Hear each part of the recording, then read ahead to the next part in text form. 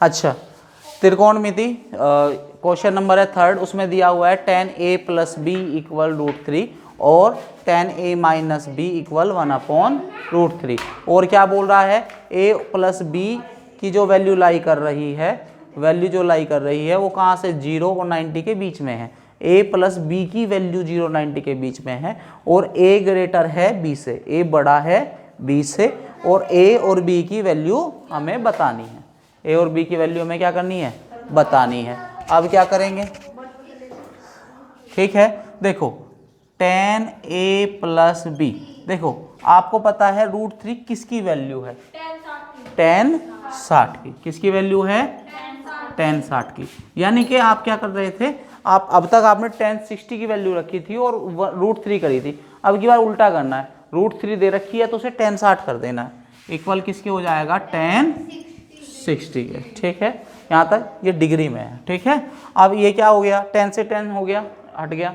ठीक है, inverse trigonometry use होती है। ठीक है, तुम्हारे लिए हट गया। ठीक है, तो ये a प्लस बी की जो वैल्यू आ गई, कितनी आ गई, 60 डिग्री आ गई। इक्वेशन नंबर 1 बन गई।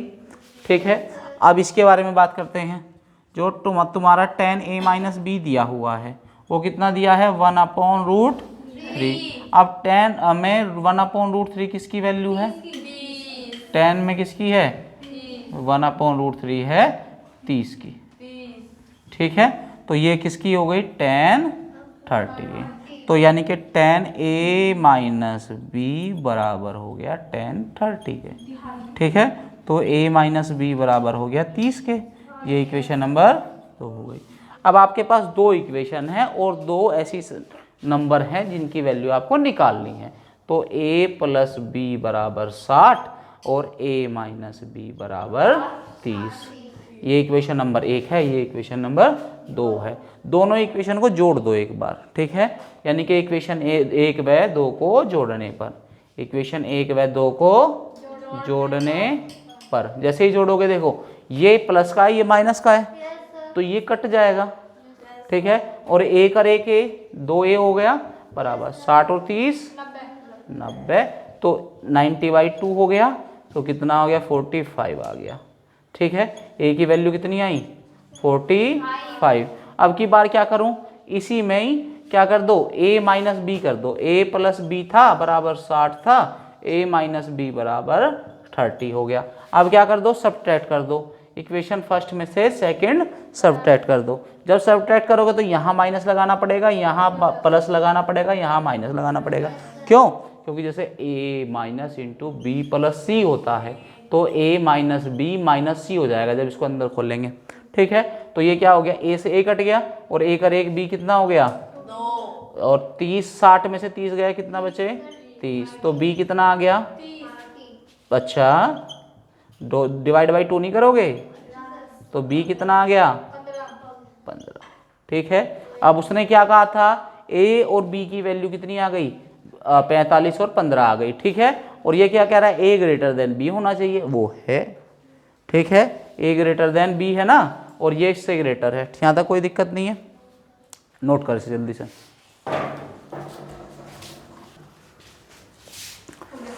ठीक है, क्वेश्चन नंबर 4 है, हमें ट्रू और फॉल्स बताना है, सत्य है कि असत्य।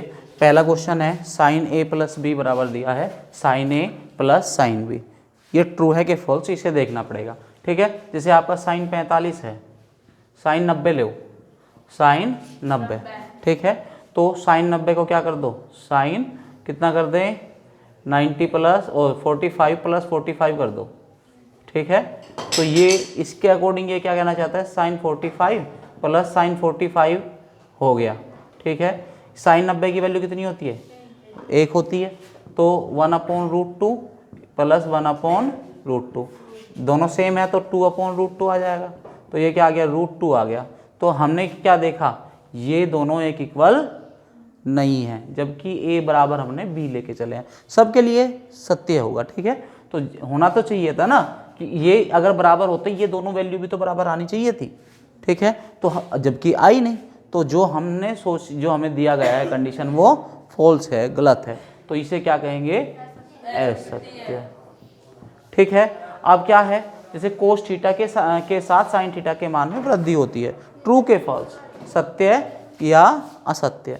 देखो जब हमने टेबल बनाई थी, जैसे हमने जब टेबल बनाई थी 0, 30, 45, 45, 60 और 90, ठीक है, तो इसकी वैल्यू आई थी 0।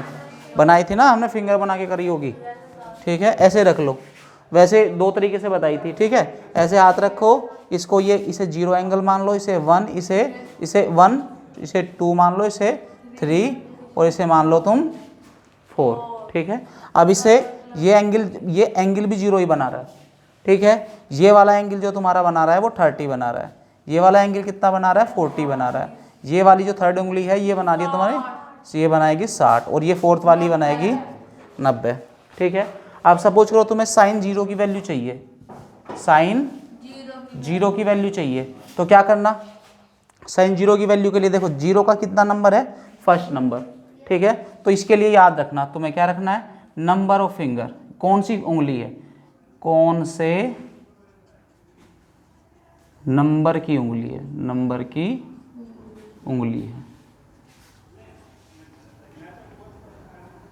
ठीक है ना, उंगली है। डिवाइड बाई 2 कर देना, डिवाइड बाई 2, ठीक है। तो जैसे तुम्हें साइन 0 की वैल्यू चाहिए, ठीक है ना, तो साइन 0 की कौन सा है नंबर 0, तो 0/2 कितना आ गया 0, तो उसकी वैल्यू कितनी आ गई 0 आ गई। अब इसका नंबर है 1, इसका नंबर कितना है 1 का रूट डिवाइड बाई 2, तो क्या हो गया 1 का स्क्वायर रूट कितना होता है 1 ही होता है, तो 1/2 यानी कि साइन 30 की वैल्यू कितनी हो जाएगी, साइन 30 की वैल्यू कितनी हो जाएगी 1/2, ठीक है। अब किसकी चाहिए, अब मुझे सपोज करो किसकी उंगली, कौन सा नंबर की चाहिए, मुझे 45 की चाहिए, मुझे किसकी चाहिए साइन 45 की, तो साइन 45 बराबर क्या हो जाएगा, कौन से नंबर की उंगली है, दूसरे नंबर की, 2 डिवाइड बाई 2 का रूट, ठीक है, डिवाइड बाई कौन से नंबर की उंगली, किससे डिवाइड करना है 2 से, ठीक है। तो कितना हो गया √2/√2 इंटू √2, 2 को लिख सकते हैं ना ऐसे, एक कट गया तो 1/√2, तो इसकी कितनी वैल्यू आ जाएगी 1/, समझ में आ रहा है कि नहीं आ रहा। अब अगर मुझे किसकी चाहिए, साइन 60 की चाहिए, साइन 60 की कितने नंबर पे उंगली है, साइन 30 की सॉरी 60 की चाहिए ना, अब 60 की चाहिए, तो 60 पे कितना है 3 है, तो √3 आ जाएगा डिवाइड बाई 2, तो ये कटने वाला भी नहीं है, तो √3/2, तो 90 पे है, कितना है 90, साइन 90 कितने नंबर पे उंगली है 4 पे, तो ये हो गया √4/2, तो √4 की वैल्यू कितनी आती है 2 डिवाइड बाई 2, कितना आ गया 1, तो ये क्या आ जाएगी 1, ठीक है।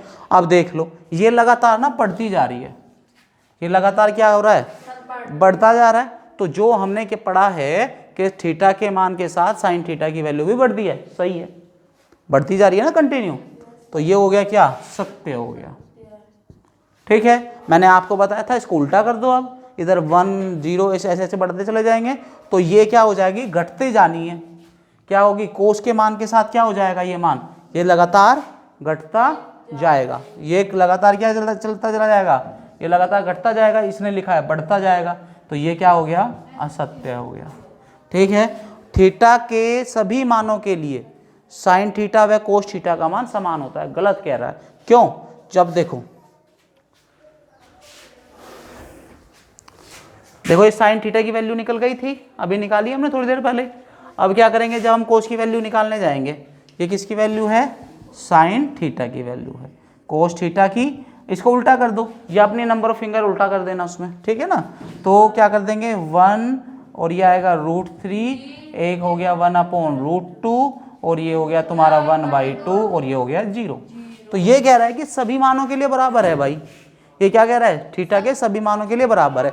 चलो 45 के लिए तो बराबर है, 45 के लिए तो बराबर है, पर और के लिए बराबर नहीं है, तो ये क्या कह रहा है ये असत्य है, ये क्या बन गया असत्य है। अब इसने कहा ए के वैल्यू के लिए कोट ए है अपरिभाषित है, कोट ए क्या है अपरिभाषित, कोट क्या होता है कोट ए तो होता है कोस ए अपॉन साइन है, कोस ए अपॉन साइन है। कोस कितना है 1, यानी कि कोस 0 पे लेने, कोट 0 की वैल्यू चाहिए ना मुझे, तो ये मुझे कोस 0 की चाहिए अपॉन साइन 0 की चाहिए। तो कोस 0 की वैल्यू कितनी है, ये कितनी है 1, डिवाइड बाई किसकी वैल्यू कितनी है 0, और ये इसको क्या कहा था मैंने, अपरिभाषित है, इन्फिनिटी होता है बेसिकली, पर ये आपके कोर्स में क्या रहेगा, अपरिभाषित, क्या रहेगा, तो ये वाला क्या हो गया, ये सब सत्य हो गया। समझ में आया कि नहीं आया, ठीक है, सब दिमाग में सेट हो गया, नोट करो।